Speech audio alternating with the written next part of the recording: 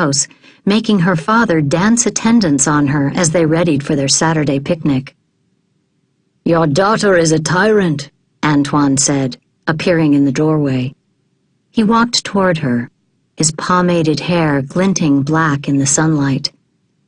He'd been working on his furniture this morning, sanding a chair that was already as soft as satin, and a fine layer of wood dust peppered his face and shoulders. He was a big man, tall and broad-shouldered, with a rough face and a dark stubble that took constant effort to keep from becoming a beard. He slipped an arm around her and pulled her close. "I love you, Vi." "I love you too." It was the truest fact of her world. She loved everything about this man, his smile, the way he mumbled in his sleep and laughed after a sneeze, and sang opera in the shower. She'd fallen in love with him 15 years ago, on the school play yard, before she'd even known what love was. He was her first everything. First kiss, first love, first lover. Before him, she'd been a skinny, awkward, anxious girl, given to stuttering when she got scared, which was often. A motherless girl. "You will be the adult now," her father had said to Vianne, as they walked up to this very house for the first time.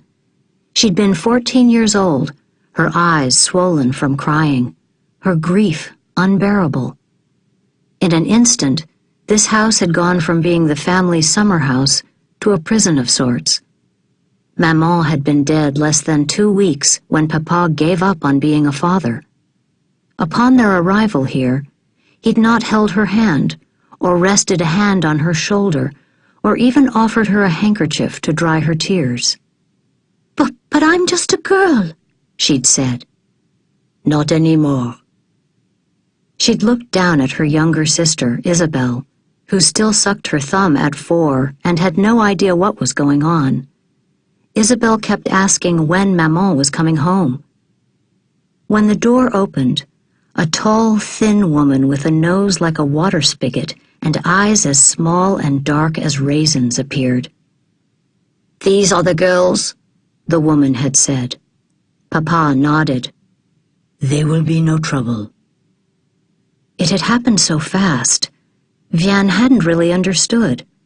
Papa dropped off his daughters like soiled laundry and left them with a stranger.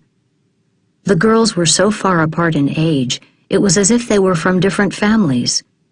Vianne had wanted to comfort Isabel, meant to, but Vianne had been in so much pain it was impossible to think of anyone else, especially a child as willful and impatient and loud as Isabel. Vianne still remembered those first days here. Isabel shrieking and Madame spanking her.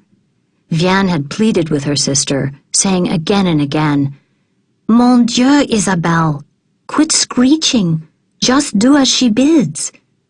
But even at 4, Isabel had been unmanageable.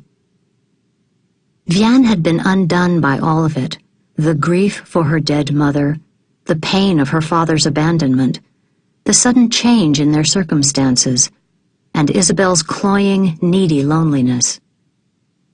It was Antoine who'd saved Vianne. That first summer after Maman's death, the two of them had become inseparable.